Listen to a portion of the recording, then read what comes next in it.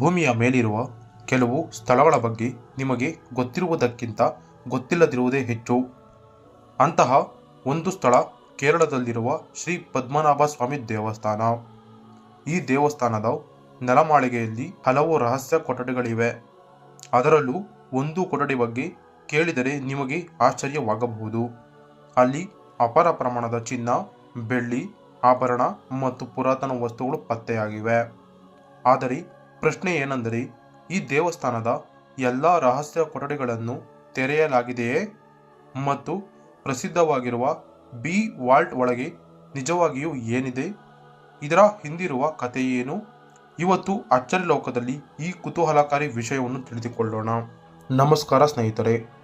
ಕೇರಳದ ತಿರುವನಂತಪುರಂ ನಗರದಲ್ಲಿರುವ ಶ್ರೀ ಪದ್ಮನಾಭ ಸ್ವಾಮಿ ದೇವಸ್ಥಾನದ ಭಾರತದ ಅತ್ಯಂತ ಪ್ರಸಿದ್ಧ ದೇವಾಲಯಗಳಲ್ಲಿ ಒಂದು. ಇಲ್ಲಿ ವಿಷ್ಣುವಿನ ಪದ್ಮನಾಭ ಸ್ವರೂಪವನ್ನು ಆರಾಧಿಸಲಾಗುತ್ತದೆ. ಈ ದೇವಸ್ಥಾನದ ಕೇವಲ ಧಾರ್ಮಿಕ ಕಾರಣಕ್ಕೆ ಮಾತ್ರ ಪ್ರಸಿದ್ಧವಾಗಿಲ್ಲ.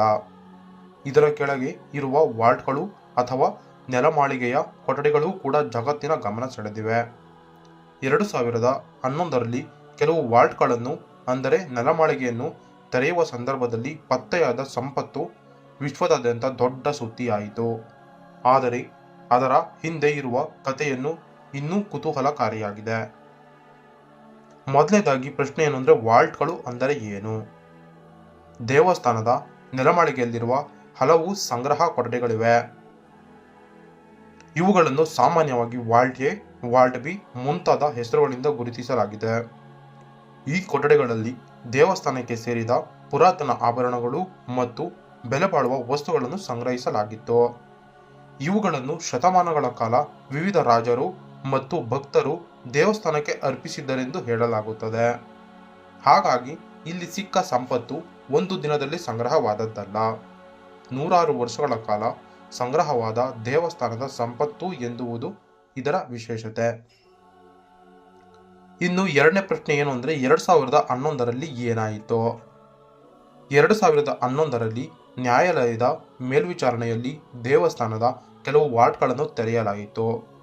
ಅಲ್ಲಿ ಕಂಡ ದೃಶ್ಯಗಳು ಎಲ್ಲರನ್ನೂ ಆಶ್ಚರ್ಯಕ್ಕೆ ಒಳಪಡಿಸಿದವು.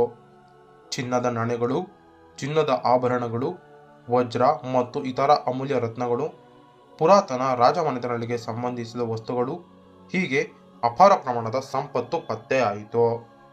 ಇದರ ಒಟ್ಟು ಮೌಲ್ಯವನ್ನು ಆ ಸಮಯದಲ್ಲಿ ಲಕ್ಷಾಂತರ ಕೋಟಿ ರೂಪಾಯಿಗಳ ಮಟ್ಟದಲ್ಲಿ ಅಂದಾಜಿಸಲಾಗಿತ್ತು. ಆದರೆ ಇಲ್ಲಿ ಒಂದು ಮುಖ್ಯ ವಿಷಯ, ಈ ಸಂಪತ್ತಿನ ನಿಖರ ಮೌಲ್ಯವನ್ನು ಹೇಳುವುದು ಸುಲಭವಲ್ಲ. ಏಕೆಂದರೆ ಇದು ಸಾಮಾನ್ಯ ಚಿನ್ನವನ್ನು ತೂಕ ಹಾಕಿ ಮಾರುಕಟ್ಟೆಗೆ ಬೆಲೆ ಲೆಕ್ಕ ಹಾಕುವ ರೀತಿಯ ಸಂಪತ್ತು ಅಲ್ಲ. ಅನೇಕ ವಸ್ತುಗಳ ಪುರಾತನ ಮತ್ತು ಐತಿಹಾಸಿಕ ಮಹತ್ವವನ್ನು ಹೊಂದಿರುವ ಸಂಪತ್ತು. ಹಾಗಾದರೆ ಸ್ನೇಹಿತರೆ, ನಮ್ಮ ಪ್ರಶ್ನೆ ಏನು ಅಂದರೆ, ವಾಲ್ಟ್ ಎ ನಲ್ಲಿ ಅಪಾರವಾದ ಸಂಪತ್ತು ದೊರೆಯಿತು. ಹಾಗಾದರೆ ವಾಲ್ಟ್ ಬಿ ನಲ್ಲಿ ಏನಿದೆ? ಇಲ್ಲಿಯೇ ಈ ಕತೆ ಇನ್ನಷ್ಟು ಕುತೂಹಲಕಾರಿಯಾಗುತ್ತದೆ. ವಾಲ್ಟ್ ಬಿ ಬಗ್ಗೆ ಹಲವು ವರ್ಷಗಳಿಂದ ಜನರಲ್ಲಿ ಸಾಕಷ್ಟು ಕುತೂಹಲವಿದೆ. ಈ ಕೊಠಡಿಯನ್ನು ತೆರೆಯುವ ವಿಷಯಕ್ಕೆ ಸಂಬಂಧಿಸಿದಂತೆ ನ್ಯಾಯಾಲಯದ ಪ್ರಕ್ರಿಯೆಗಳು ಮತ್ತು ದೇವಸ್ಥಾನದ ಸಂಪ್ರದಾಯಗಳ ಬಗ್ಗೆ ಸಾಕಷ್ಟು ಚರ್ಚೆಗಳು ನಡೆದಿವೆ. ಇದರ ಬಗ್ಗೆ ಇಂಟರ್ನೆಟ್ನಲ್ಲಿ ಹಲವು ಕಥೆಗಳು ಹರಿದಾಡುತ್ತಿವೆ. ಕೆಲವರು ಅದರೊಳಗೆ ಊಹಿಸಲು ಸಾಧ್ಯವಾಗದಷ್ಟು ಸಂಪತ್ತು ಇದೆ ಎಂದು ಹೇಳುತ್ತಾರೆ. ಇನ್ನು ಕೆಲವರು ಕೊಠಡಿಯನ್ನು ತೆರೆಯುವುದರಿಂದ ಅಪಶಕುನ ಸಂಭವಿಸುತ್ತದೆ ಎಂದು ಧಾರ್ಮಿಕ ನಂಬಿಕೆಗಳ ಬಗ್ಗೆ ಮಾತನಾಡುತ್ತಾರೆ. ಆದರೆ ಸ್ನೇಹಿತರೆ, ಇಲ್ಲಿ ಒಂದು ವಿಷಯ ನೆನಪಿಟ್ಟುಕೊಳ್ಳಬೇಕು, ಇಂಟರ್ನೆಟ್ನಲ್ಲಿ ಹರಿದಾಡುವ ಪ್ರತಿಯೊಂದು ಕಥೆಯು ಸತ್ಯ ಎಂದು ಹೇಳುವುದು ಸರಿಯಲ್ಲ. ವಾಲ್ಟ್ ಬಿ ಬಗ್ಗೆ ಹಲವು ಜನಪ್ರಿಯ ದಂತಕಥೆಗಳಿದ್ದರೂ ಅವುಗಳನ್ನು ಖಚಿತವಾಗಿ ಐತಿಹಾಸಿಕ ಸತ್ಯಗಳೆಂದು ಪರಿಗಣಿಸುವುದು ಕೂಡ ಸರಿಯಲ್ಲ. ಹಾಗಾದರೆ ಇಷ್ಟೆಲ್ಲ ಸಂಪತ್ತು ಯಾರದು? ಇದು ಮತ್ತೊಂದು ದೊಡ್ಡ ಪ್ರಶ್ನೆ. ದೇವಸ್ಥಾನದ ಕೆಳಗೆ ಇಷ್ಟು ಚಿನ್ನ ಇದೆ, ಹಾಗಾದರೆ ಅದನ್ನು ಯಾರು ಬಳಸಬಹುದು? ಈ ಸಂಪತ್ತು ದೇವಸ್ಥಾನದ ಆಸ್ತಿಯಾಗಿದೆ, ಅಂದರೆ ಇದನ್ನು ಸಾಮಾನ್ಯ ಬ್ಯಾಂಕ್ ಖಾತೆಯಲ್ಲಿರುವ ಹಣದಂತೆ ತೆಗೆದುಕೊಂಡು ಬೇಕಾದಂತೆ ಖರ್ಚು ಮಾಡುವ ವಿಷಯವಲ್ಲ.